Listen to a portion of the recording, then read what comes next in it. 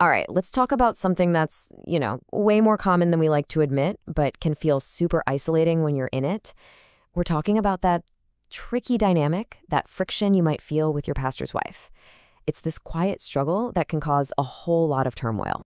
Wow, does that phrase right there just hit a little too close to home? It's a thought a lot of us have probably had, but we definitely don't say it out loud.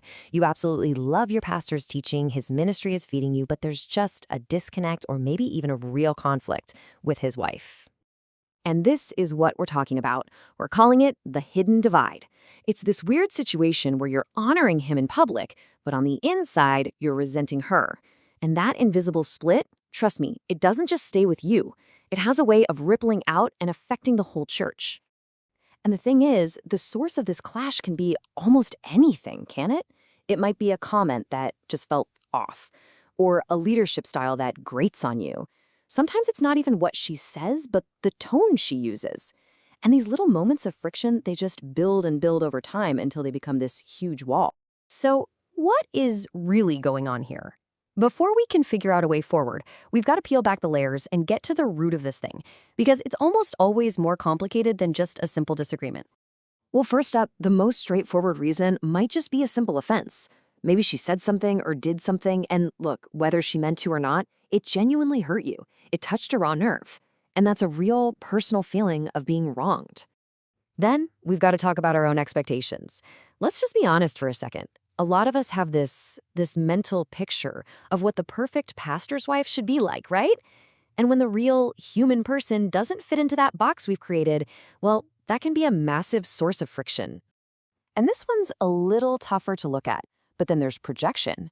Is it possible that our own stuff, our own insecurities or past hurts, are causing us to read way more into her actions than is actually there? Are we assigning negative motives where there really aren't any? Now, beyond all the personal feelings, we have to look at the spiritual dimension, because this is huge. Attacking the unity of the pastoral couple, that is a classic textbook strategy to weaken a church from the inside out. So this isn't just a personality clash. It's got much, much bigger implication. And that's exactly how this personal friction blows up into a church-wide problem. It might start quietly in your own heart, but it almost never stays there. This private internal conflict can have very real, very public consequences for everyone. This verse from the book of Mark, it absolutely nails it. When we let a divide grow between the two most visible leaders in our church, we're basically helping to crack the very foundation of the spiritual house. A house divided just cannot stand. In this right here, this is what that division looks like in real life. It creates this subtle, unspoken, two-party system in the church. You're publicly supporting the pastor, maybe you're even vocal about it. But the second she gets up to speak, your whole face changes. Or maybe you find yourself listening just a little too eagerly when someone starts to gossip about her. It's disloyalty in a really clever disguise. Okay, so that's the problem, and it's heavy stuff. But what do we do about it? The great news is there is a path forward. Let's look at 4 really practical steps that can build a bridge back to peace and bring healing, not just for you, but for the whole church. Here they are. 4 clear, actionable steps. They start with what's going on inside you and move outward. And they're all designed to dismantle that offense and bring back unity. So let's break them down one by one. First and most important step, it starts with you. Before you do anything else, you have to get brutally honest with yourself. Really pinpoint what it was that hurt you. And then take a hard look at your own reaction. Is it a pattern of behavior from her, or was it just a one-time thing?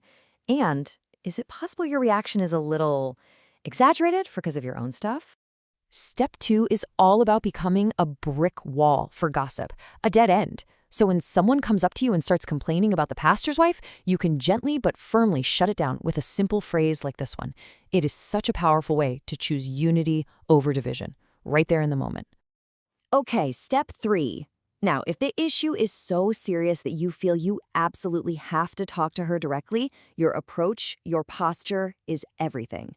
The goal isn't to go in and prove you're right. The goal is to find understanding and get to reconciliation. That means you go in with humility, ready to share your hurt, not to throw accusations. And finally, we have what might be the most powerful step you can possibly take. Pray for her. And I mean really, intentionally, consistently pray for her. It is nearly impossible to stay angry with someone you are regularly lifting up in prayer. This one act can literally shift your heart from being a critic to being an intercessor. And that changes everything. So as you start taking these steps, something incredible begins to happen. You start to write a new inner script for yourself. This is all about changing the way you think, because at the end of the day, how you think is what drives how you feel and how you act. The first part of this new script is simple. You have to see them as a unit. They're one team. You can't genuinely say you honor one half of the team while you're actively dishonoring the other. Real support means you support them both. It just doesn't work any other way. Next, you make a conscious decision. You draw a line in the sand. You decide that you will not be a part of that invisible anti-wife camp we talked about. No way. You're going to actively choose to be a peacemaker, not a silent partner in conflict. And this right here, this is the final crucial shift in your mindset. Instead of collecting little bits of evidence and building a case against her in your head, you choose to seek healing. It's all about letting go of the need to be right so that you and the relationship can be restored. So really, it comes down to a choice. You've got two scripts in front of you. One script leads to more division, more gossip, more hurt. The other one leads to healing and unity, not just for you, but for your entire church. The only question left is, which script will you choose to live by?